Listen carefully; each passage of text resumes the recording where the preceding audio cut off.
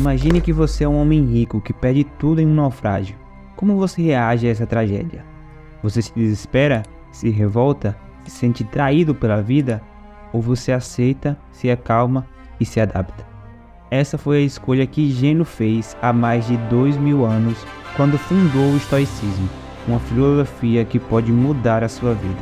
O que é o estoicismo?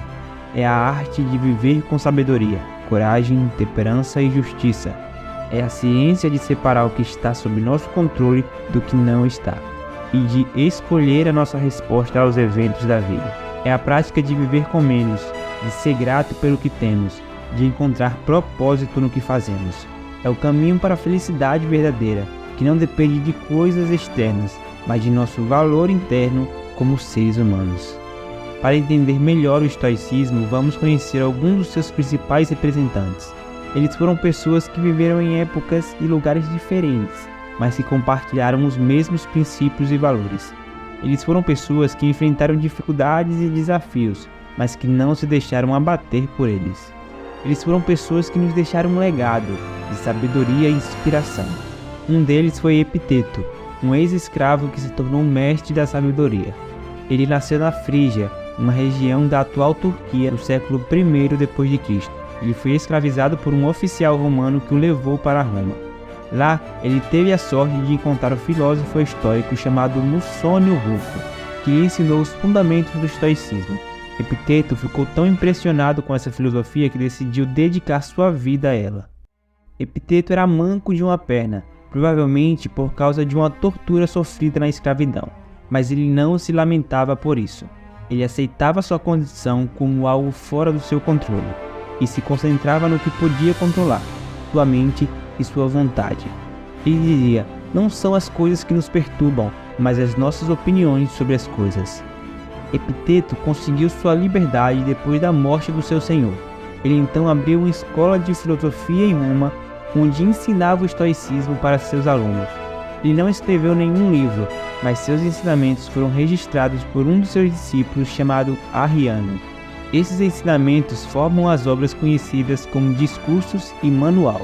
Epiteto era um homem simples e humilde. Ele vivia com poucos bens materiais, mas com muita riqueza espiritual. Ele era respeitado e admirado por muitos, inclusive pelo imperador Adriano, que o visitou em sua escola. Ele morreu em Nicópolis, na Grécia, no ano de 135 d.C., deixando um exemplo de virtude e integridade. Outro grande estoico foi Sêneca, um estadista renomado que enfrentou a morte com dignidade. Ele nasceu em Córdoba, na Espanha, no ano 4 a.C. Ele era filho de um escritor e orador famoso chamado Sêneca Pai. Ele foi educado em Roma, onde estudou retórica e filosofia. Ele se interessou pelo estoicismo desde cedo e se tornou um dos maiores expoentes. Sêneca teve uma carreira política brilhante. Ele foi senador, questor, pretor e cônsul.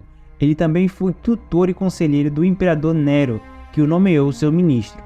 Sêneca tentou moderar os excessos e as loucuras de Nero, mas nem sempre teve sucesso. Ele também acumulou uma grande fortuna pessoal, o que lhe rendeu críticas e invejas. Sêneca escreveu várias obras de filosofia, literatura e ciência. Entre elas, se destacam as cartas a Lucílio, as consolações, as tragédias e os diálogos. Nessas obras ele aborda temas como a felicidade, a morte, a amizade, a providência, a ira, a clemência e a brevidade da vida. Ele usa um estilo claro, elegante e persuasivo que influenciou muitos escritores posteriores. Sêneca teve um fim trágico. No ano de 65 d.C., ele foi acusado de participar de uma conspiração contra Nero, que ordenou que ele se suicidasse. Sêneca aceitou seu destino com calma e coragem. Ele se despediu da sua esposa Paulina, que quis morrer com ele, mas ele a convenceu a viver. Ele então cortou seus pulsos e tomou veneno, mas demorou muito para morrer.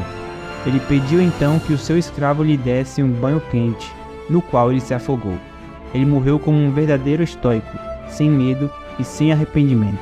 O último grande estoico que vamos conhecer foi Marco Aurélio, um imperador romano que governou com bondade e equilíbrio.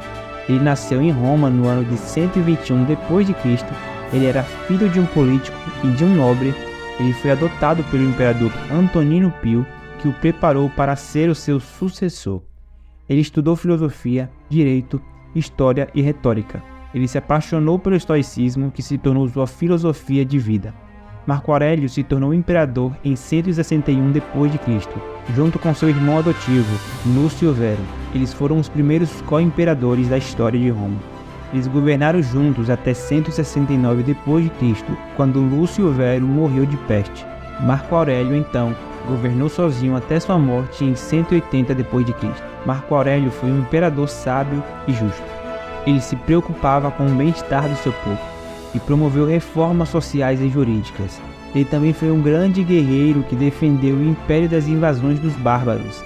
Ele passou grande parte do seu reinado em campanhas militares nas fronteiras do império. Marco Aurélio escreveu uma obra de filosofia chamada Meditações, que consiste em uma série de reflexões pessoais sobre o estoicismo.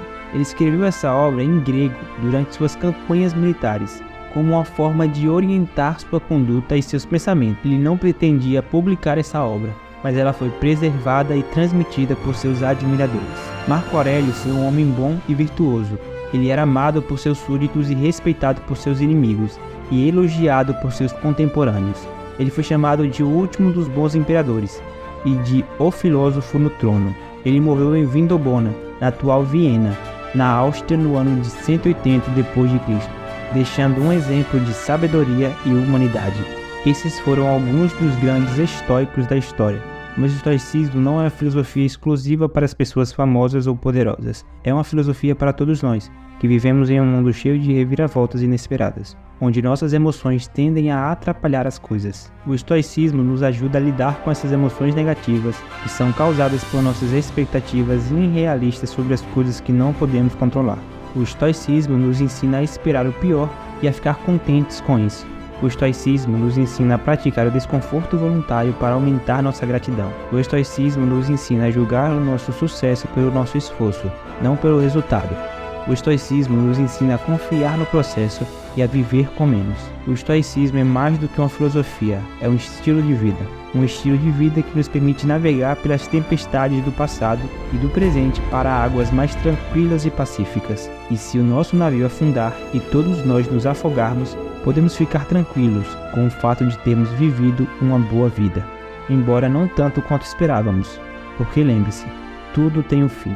Esse é o estoicismo, uma filosofia que pode mudar a sua vida, uma filosofia que pode te fazer mais feliz, mais forte, mais sábio e mais justo, uma filosofia que pode te fazer um estoico.